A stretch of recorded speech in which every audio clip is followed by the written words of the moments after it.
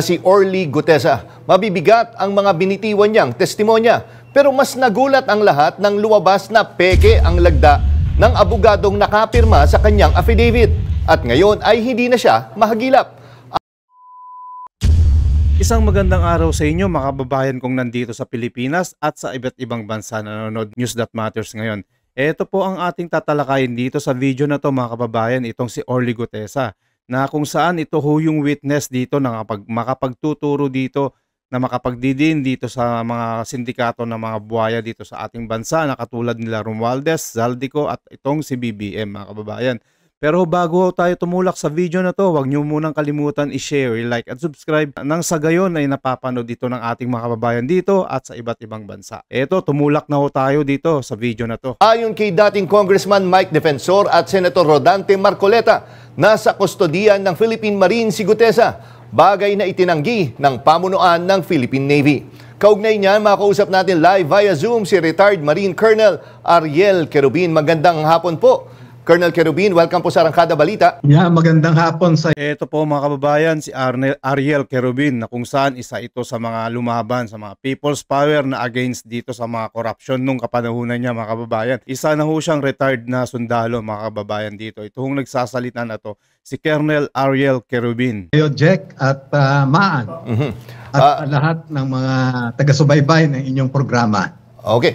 Colonel, ito, medyo filter ho namin, tinting namin kung alin yung mga fake news sa hindi. Pero ito ho yung isa sa mga lumabas. Sinasabi, totoo ba na kinausap kayo ni Senator Panfilo Lacson para hanapin si Gutesa at kung may lead na po ba kayo? Kung to talagang kayo ay inautusan po. Well, napakiusapan tayo, no? Una, nag-text naman, tapos nagkita kami kahapon at inulit niya yon ulit na patulong naman para magkaroon ng closure itong kanyang pag-appear sa hearing. And sang-ayon ako sa kanya, no, na dapat lang talaga na magkaroon ng closure.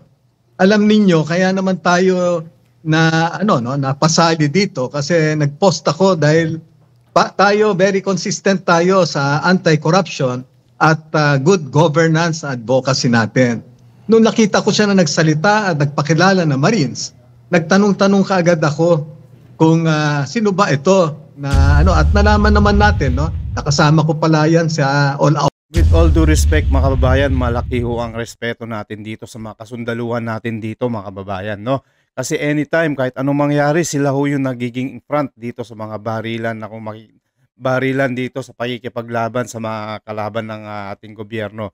Pero ito yung pagsisiwalat neto ni Orly Gutesa at tong pagsasabi neto ni Ariel Querubin na dating mga Marines mga kababayan is hindi ho ito mga kwento-kwentong barbero lang. Dahil ito po ay mga sundalo, meron ho sila sinumpaang saysay na ipagtatanggol nila at itong ating bansa no matter what happen. Kahit na magkagyera pa yan, itong mga Marines na to ay talagang sila ang una. Sila po yung nasa battlefront ng mga gera na yan kung may magagyera man dito mga kababayan. So kaya itong mga to malabo itong magsisinungaling mga kababayan. Otwar, nasa 4th Marine Battalion siya, nasa 1st Marine Battalion naman ako. Pero parehas kami na galing ng Palawan na puntang Central Mindanao. At naglabas ako ng post ko na sabi ko, Orly Regala Gutesa, you made me proud as a Marine. Yun. Hope other security detail similarly situated will come out if they too are bothered by their conscience. Siguro dito. Ito mga kababayan, ito kasi simple lang yung issue dito mga kababayan, no? Paulit-ulit na ho nating nakikita at pinag-uusapan itong notary public ni Orly Gutesa na isinasabi ni Ping Lacson na wala daw ho siyang kredibilidad na magsabi na maging witness dito kay Congressman Martin Romualdez na kung saan totoo naman talaga yung mga naglalabasan na talagang mga balita. Kung na itong si Congressman Romualdez ay talagang mga buhaya mga kababayan, no?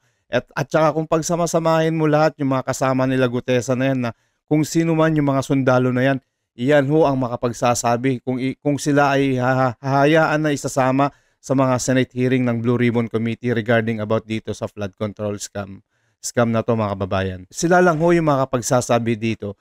Kaso itong mga pulpul na mga senator na to na mga kakampi ng mga sindikatong magnanakaw na to, na itong sila Ping Lacson na Senator Tuta Soto, ito yung mga mahadlang dito para paano ma-resolve tong kaso, mga kababayan, no? Obvious naman yung galawan nila. Kung totoong gusto nilang pakinggan naman itong mga pahayag ni Orly Gutesa na to, which is wala na sanang issue, walang issue eh. Kasi kahit nasabihin mo na totoo naman, sa real talk naman to, mga kababayan, di ba? Yung mga notary office dito sa bansa natin, alam naman natin, hindi na tayo naglolokohan. Dahil yung mga notary office dito, ang nandun lang naman yung secretary. Lahat tayo ito, kahit kasi sa simple na problema na to, talagang halatado, mga kababayan. Nililihis lang neto nila Ping Lacson yung mga kaso ng mga buhayang to, katulad ng yung mga pinagtatakpan nilang sila, buhayang sila Romualdez Saldico at saka tong sila BBM, mga kababayan. Ito sila na natataranta kasi ang dating para nag-encourage pa tayo ng mga whistleblower, no? So yan yung para maliwanag kung paano tayo napunta dito. Kasi sa totoo lang, sabi ko nga, kami maliit lang na unit ng Marines at halos lahat kami magkakakilala. Pero ito kasi ibang unit niya, no? So nagre-rely lang kami doon sa service reputation. Kumbaga sa nung napagtanong ko, okay naman, no? Pero after that, nung nag-retire na siya at napunta na nga dito sa ganito na sitwasyon, yan hindi na natin nasubaybayan, no? Yun na nga po ay itinanggi na rin ng Philippine Navy na nasa kustodiya raw nila itong si Gutesa. Sa pagtatanong-tanong niyo, sabi niyo nga inalam niyo ang background, sa pakiwari po ninyo ay nasaan siya ngayon. At kung sakali po na nasa kustodiya nga ng Marines, pinapayagan po ba ito? Ano po ba yung pulisiya dito? Well, pagka nag-retire ka, dapat hindi ka na pwedeng tumira sa loob ng mga kampo. Retired ka na Kumbaga sa na civilian na, no?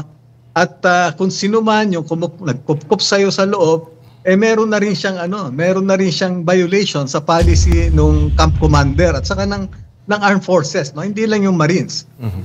Naku, mga kababayan, may naamoy na naman ako ditong mga hocus-pocus, mga kababayan. Itong mga sinasabi nila na ito tama yung sinabi ni Colonel Ariel Querubin na once na nagretiro ka na, of course, hindi ka naman pwedeng nandun sa mga barracks na kung saan nakatira yung mga sundalo dahil naka-istorbo ka sa kanila. Unless kung meron ka talagang motibo na in-job related kung kaya ka nandun.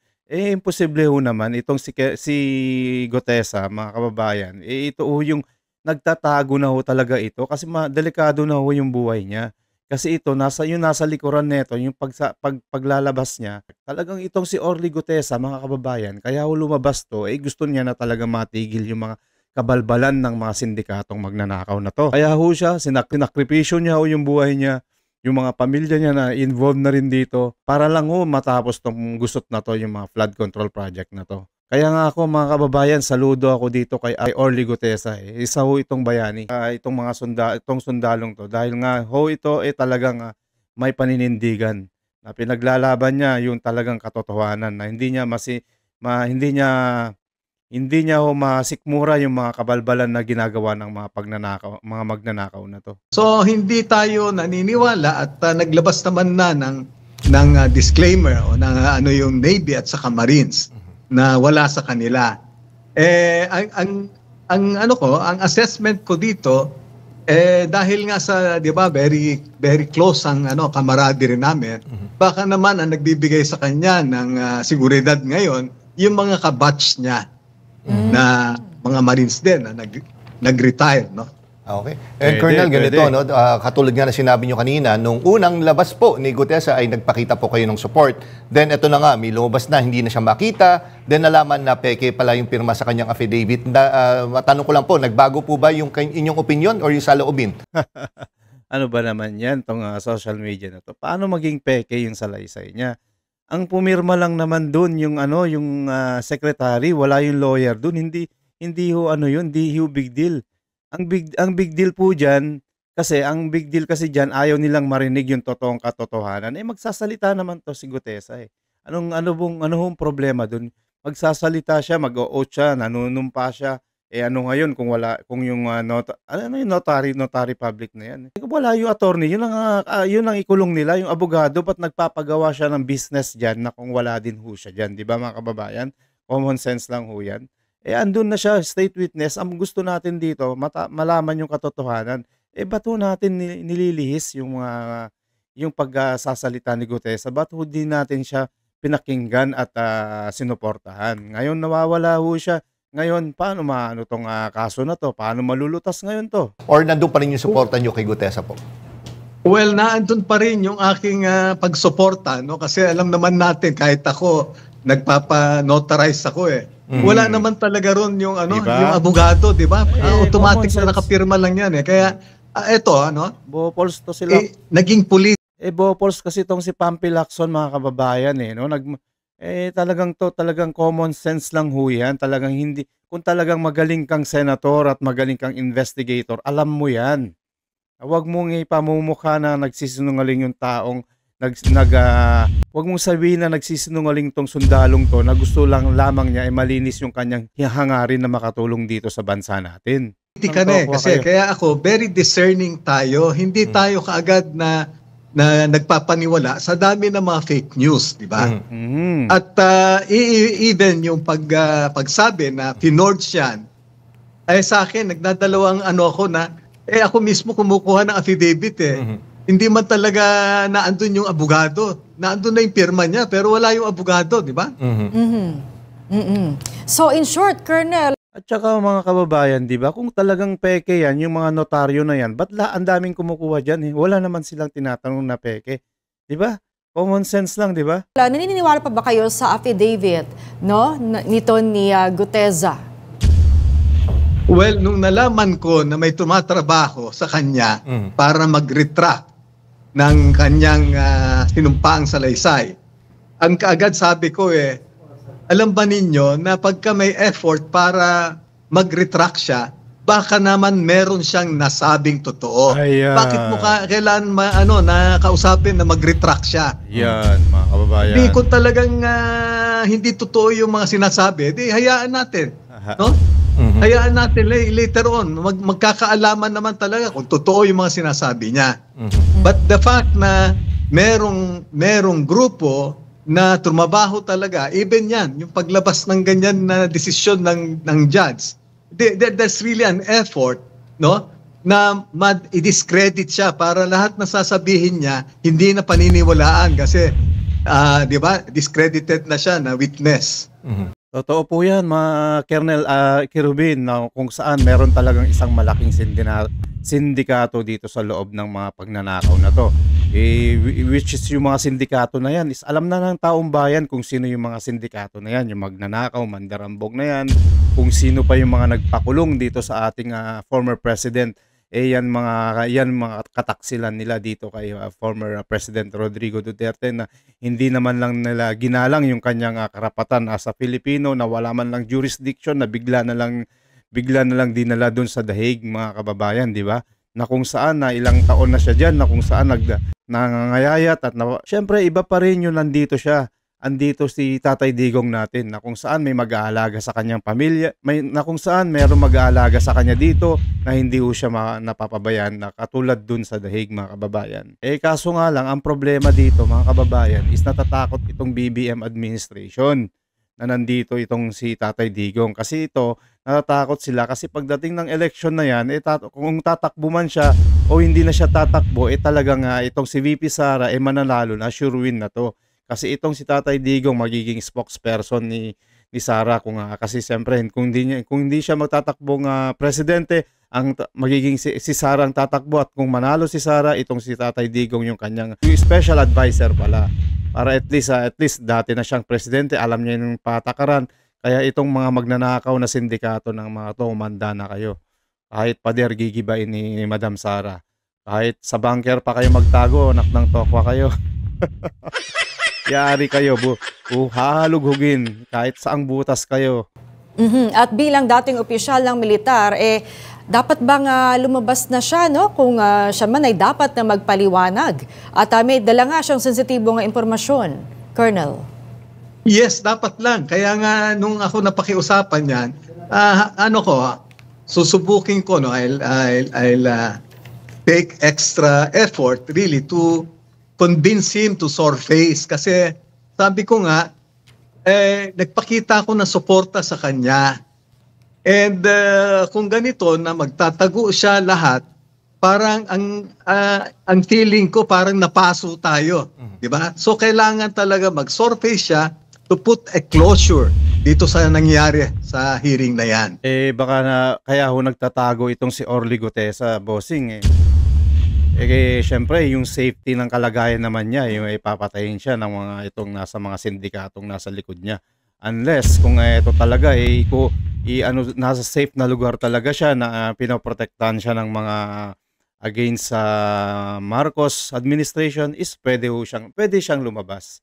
Unless kapag hindi ho siya nakakasigurado talaga, hindi ho siya lalabas dahil yayariin to nila BBM, itong mga kawatan niya. Dahil itong nalalaman niya is puro katotohanan dahil sila yung mga nagde-deliver ng mga bag na bilyo-bilyon na laman ng mga bagay na yan, di ba? Di ba, bossing? And Colonel, ito, huling tanong ko na lang, no? May isa din, kasi di ba partner man, may mga umuugong na may destabilization plot laban sa administrasyon ni Pangulong Marcos. Marami nagsabi na part ito si Gutesa nung sinasabing plot na yan. Kayo ho ba, anong saloobin nyo tungkol dito? Ito lang kasi mismong ako gusto nga nila na magamit yung pangalan natin.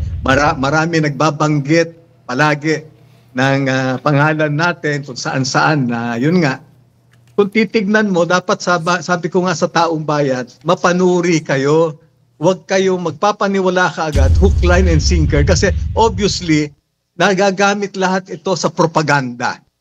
No? Pag ginamit mo yung Marines, alaman nila, disiplinado na unit ito, talagang fighting ano nga nila, di ba, na pag ito ang nakumbinsi mo na gaya niyan, sinusuportahan si Orly, kahit papano, they put credence to what they are up to.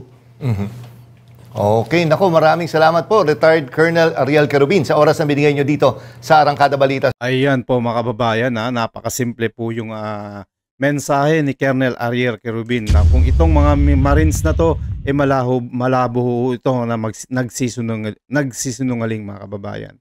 Which is itataya nila yung kanilang dignidad para sabihin lang yung totoo itong mga Marines na to.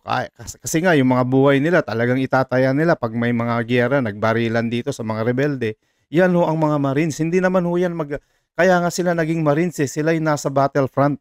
Sila yung mga atake dito sa mga rebelde. Hindi naman ho sila yung mga Marines na yung pag may giyera dito sa mga rebelde na nasa front sila tapos tatakbo sila. Hindi ho totoo yan. Yan yung mga sinumpaan nila. Defend our nation, mga kababayan. To defend our nation, katulad yung ginagawa ni Orly Gutesa na to, pinoprotektahan niya itong bansa natin. Ayaw niya na pinagnanakawan tayo. Malinis lang ho yung kanyang hangarin. Kaya lang ho siya nagtatago. Malamang for sure, itong administrasyon na to ay talagang ililigpit ho siya. Siyempre, kasi siya yung nakakaalam ng siya yung nakakapagtuturo dito kay Tambaloslos, mga kababayan. Eto, yari ka dito, Ping Lacson. Meron akong ipapanood sa inyo, mga kababayan. Itong si Ping Lacson kasi, ito yung mga nag-ano dito, kumokontra dito kay Orly Gutesa na ito, isa rin tong bata ng administrasyon, mga kababayan. Ito. Parang may mali. Bakit si Gutesa na naman ang problema? Senator Ping Lacson, akala ko ba you will go where the evidence leads you? Does the evidence lead you to Gutesa? Sa tingin ko dapat nag-imbestigahan mo yung 2 taong binabanggit ni Gutesa, na binanggit ni Alcantara, na binanggit ni Bryce Hernandez, na tumatanggap para kay Saldico. At yun ang imbestigahan niyo. Bakit si Gutesa? Kasi yung kanyang affidavit is falsified according to a court in Quezon City. Then so be it. File charges against Gutesa. File charges against the office of the lawyer. Diba? O file charges against whoever. Pero do not forget, ang tinutukoy natin dito at ang inaalam natin dito, yung trilyon na nawala sa pondo ng taong bayan na walang kinalaman si Gutesa. Anong kinalaman ni Gutesa sa trilyon na nawala? Nag-deliver lang naman siya. Kingin ito mga to. Pati yung mga trolls ni Marcos. Hala, sige. Si Gutesa. Anong kinalaman ni Gutesa dyan? Nagnakaw ba siya? Ha? Yari ka, Lacson. Anak ng tinola. Yung kanyang pag-testify sa Senado is enough. Oh, he already took an oath. Diba? To tell the truth and nothing but the truth. So kung may problema dun sa kanyang affidavit, kasuhan niyo siya. Kung may problema sa kanyang nagsisinungaling siya, file contempt charges against sa kanya o ipakulong niyo. But for the meantime, do not use the propaganda that Gutesa falsify this document so that we will forget everything. We will not forget trilyon yan, king ina. Trilyon na nawala yan, hindi si Gutesa ang nagnakaw. Pira talaga itong mga to. Tumigil nga kayo. Ayan po mga kababayan, etong si Ping Lacson, sinoplak ng etong kababayan nating to, na kung saan dito si Ping Lacson ay sinabing nagsinungaling ito si Gutesa na itong pineke yung kanyang notary papers, mga kababayan. Sino naman ho ang loko-lokong mga PPK ng notarya, nag-o-out ka na nga dun. At sino ang dapat sampahan ng kaso dyan? Di yung abogado, wag natin isisi dito kay Gutesa na kung saan ang gagawin niya, magsasabi lang ng katotohanan, Ping Lacson. Kaya ikaw, wag ka masyadong magmamagaling sa susunod. Wag mo masyadong protektahan yung mga sindikatong nasa likod ng pagnanakaw ng mga pera dito. Kaya halatado naman na halatang-halata naman na yung mga magnanakaw ay alam na ng taong bayan. O ayan po mga kababayan, salamat po. Ito po yung itong si Ping Lacson, wag po tayong magpapaniwala dahil isa ring tuta ng gobyerno to. O maraming salamat po mga kababayan. News that matters po. Wag niyong kalimutan i-share, i-like at subscribe tong video na to nang sa ganun napapanood dito ng ating mga kababayan dito at sa iba't ibang bansa. Maraming salamat po. News Matter. God bless.